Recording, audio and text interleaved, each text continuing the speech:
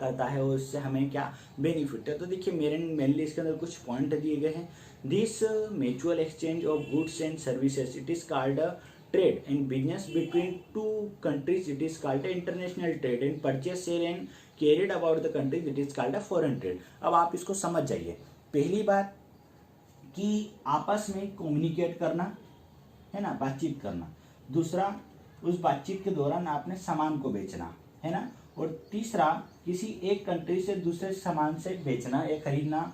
और चौथा, उसी कंट्री से उस सामान को बेचने के बाद में हमारे यहाँ का भी सामान बेच लेना या हमारे यहाँ का भी सामान खरीद लेना। तो इस तरीके से 3 प्रकार की चीजें होती हैं। देखिए पहली प्रकार की जो होती है एक्सचेंज गुड्स एंड सर्विसेज, सामान को देना और सर्विस को देना, इसको हम ट्रेड कहते हैं, व्यापार कहते हैं। बिजनेस बिटवीन टू कंट्रीज, 2 देशों के बीच में व्यापार होना, इसको इंटरनेशनल ट्रेड मतलब इंटरनेशनल व्यापार कहते हैं। परचेस एंड सेल कैरिड, चीजों को खरीदना, चीजों को लाना, out of with the country it is called a foreign trade. मतलब पहली बात कि चीजों को देश किसी और देश से खरीदना, उस देश से खरीदकर हमारे देश में लाना, इसको हम फॉरेन ट्रेड कहते हैं। बात समझ में आई? देखिएगा, foreign trade makes a country self depend.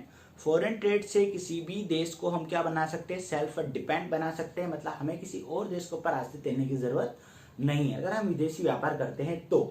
This promotes industrialisation, है ना। इससे हमें क्या मिलता है, दूसरे देश से हमें कई प्रकार के रॉ मटेरियल से मिलते हैं, कच्चे माल मिलते हैं, जिसको हम हमारे यहाँ से भी जो कच्चा माल होता है उसको हम विदेश में व्यापार करके अच्छा बेनिफिट कमा सकते हैं।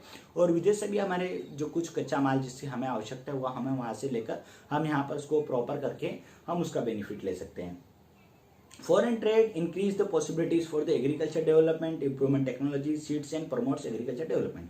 विदेशी व्यापार से क्या होता है, एग्रीकल्चर के अंदर जो बीज है अच्छी गुणवत्ता वाले आपको मिल जाते हैं, इससे उसके अंदर इंक्रीमेंट होता है, जिससे आपकी इकोनॉमिक में आपकी जो आर्थिक स्थिति है उसके अंदर वो डेवलपमेंट होता है, मतलब उसमें उसका विकास होता है। Exchange earned which is the utilised for economic development. इससे क्या होता है, इससे आप चीज़ों को एक्सचेंज करते हैं, जिससे क्या होता है आपकी इकोनॉमिक डेवलप हो जाती है। Foreign trade increase the evening of employment industries agriculture and sector. Foreign trade विदेश से व्यापार करने से हमें क्या फायदा होता है, इससे हमारे यहाँ के जो इवेन्यू एम्प्लॉयमेंट, हमारे यहाँ का जो रोजगार है वो क्या हो जाता है, बढ़ जाता है। इससे जो हमारे यहाँ के जो लोग हैं उनको ज़्यादा तरीके से रोजगार मिलता है। It enables consumers to see the varieties things improvement their living standard. इससे हमें अलग अलग प्रकार की चीज़ें मिलती है, कंज्यूमर मतलब हम उपभोक्ता खरीदने वाले, तो इससे हमें अलग अलग प्रकार की चीज़ें मिलती है, जिससे हम ये पता लगता है कि भाई आज मान लो कि ये मार्कर है, इसकी अगर भारत में कीमत ये है तो विदेश में इसकी कीमत क्या है ना, और दूसरे देश में इसकी कीमत क्या है।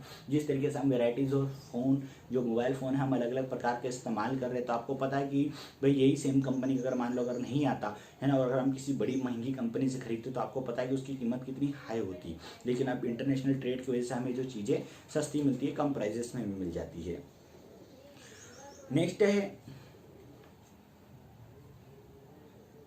it is possible to provide immediate relief to the victims of flood or feminine epidemic, earthquake or save their lives by the importing things to the requirement।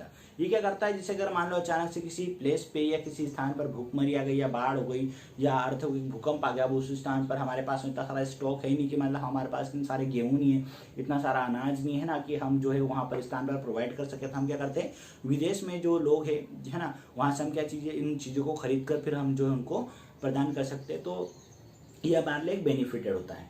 Fleming can be the controlled, है ना, in flaming can be controlled decisions of labour promote and witches and indicator to the economic development. अगर देखा जाए कि जो भूखमरी है ना, उसको हम कम कर सकते हैं किस तरीके से, जब विदेश से व्यापार करेंगे स्वाभाविक बात है सामान ज़्यादा आएगा तो आपको सेलिंग करने वाले ज़्यादा लोग चाहिए, और जब सेलिंग करने वाले ज़्यादा लोग चाहिए तो अधिकांश लोगों को उसमें जो मिल सकेगी, एम्प्लॉयमेंट मिल सकेगा। Factors affecting to the international trade. अब इससे क्या प्रभाव पड़ता है, पहली बात तो those countries which are the located to the international trade routes and communication grows progressively. देखिए तो अब जहाँ पर जो बाहर देश है, मान लीजिए एक ये अपना भारत है ना, भारत के पास में हम अमेरिका से व्यापार करते हैं, तो यहाँ पर एक प्लेस है मान लो कि मुंबई है ना, तो मुंबई जो है वो इस स्थान से ज़्यादा पास में, तो स्वाभाविक बात है मुंबई जो इसमें ज़्यादा ग्रोथ करेगा बजाय दूसरी प्लेसेस के, है ना। तो ये एक जो है मेन दिक्कत वाली चीज़ है, क्योंकि सब जो लोग हैं अब वहाँ पर ज़्यादा व्यापार है, वहाँ पर ज़्यादा पैसा, तो स्वाभाविक बात है लोग जो है उधर की तरफ जाना ज़्यादा पसंद है, क्योंकि वहाँ पर ज़्यादा बेनिफिट हो रहा है, क्योंकि वो प्लेस उससे रिलेटेड है ना, मतलब उसके पास में इंटरनेशनल ट्रेड करने के लिए। नेक्स्ट है रश द सी कोस्ट है ना, मतलब ऐसे स्थान जहाँ पर जो सी पोर्ट है, जो बड़े बड़ी प्लेसेस से जुड़े हुए या मतलब उससे कनेक्टेड है, तो वो स्थान पर ज़्यादा क्या होता है, वहाँ के जो लोगों की जो इनकम है वो ज़्यादा अच्छी होती है, वहाँ के जो लोग ज़्यादा डेवलप्ड होते हैं। नेचुरल रिसोर्सेस है ना, अब वो स्थान ज़्यादा डेवलप्ड हो जाते हैं जहाँ पर आपको प्रॉपर मेनली जो रीजन में आपको नेचुरल रिसोर्सेस मिल जाते हैं, अच्छी मात्रा में आपको सामान मिल जाता है ना, प्राकृतिक रूप में मिल जाता है, तो वो एक स्थान है जो ज़्यादा डेवलप्ड हो जाते हैं। इकोनॉमिक डेवलपमेंट है ना, अब वो जो अलग अलग प्लेसेस जो कंट्रीज़ के अंदर जो मान लो कि जहाँ पर आप भाई यहाँ पर अच्छी फैसिलिटी भी नहीं है, यहाँ पर ज़्यादा नेचुरल रिसोर्सेज भी नहीं है, यहाँ पर ज़्यादा ट्रांसपोर्टेशन भी नहीं है, तो ये जो स्थान है दूसरे जो है वो क्या हो जाते हैं, वो पिछड़ जाते हैं बजाय उन स्थानों के जो उससे कनेक्टेड है।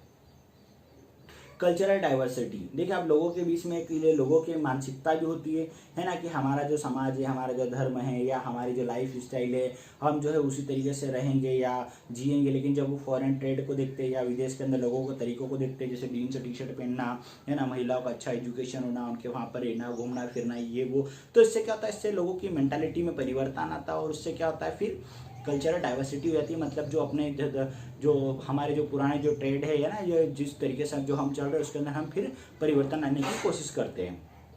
Inequality in the density of the population, आप देख इसमें क्या होता है कि जो लोग अच्छे विदेश में व्यापार करते हैं या बाहर घूमने फिरने जाते हैं, तो उनकी जो सोच है वो क्या होती है, यहाँ के जो कॉमन जो लोग हैं वो उनसे हट के होती है, उनसे अलग होती है ना, वो थोड़े से ज़्यादा हाईली डेवलप्ड होते हैं, उनकी जो सोच है वो थोड़ी सी ब्रॉड होती है, बड़ी होती है, उनके बात करने का तरीका, मिलने का तरीका या उनका लाइफ स्टाइल जो थोड़ा सा अलग होता है, ये क्या हो जाता है, अनइक्वल हो जाता है, मतलब लोगों के अंदर जो समानता है वो कम होने लग जाती है। Development means transportation and communication, अब देखिए इससे क्या होता है कि जो विदेश में जब हम व्यापार करते हैं तो हमारे यहाँ का जो ट्रांसपोर्टेशन एंड कम्युनिकेशन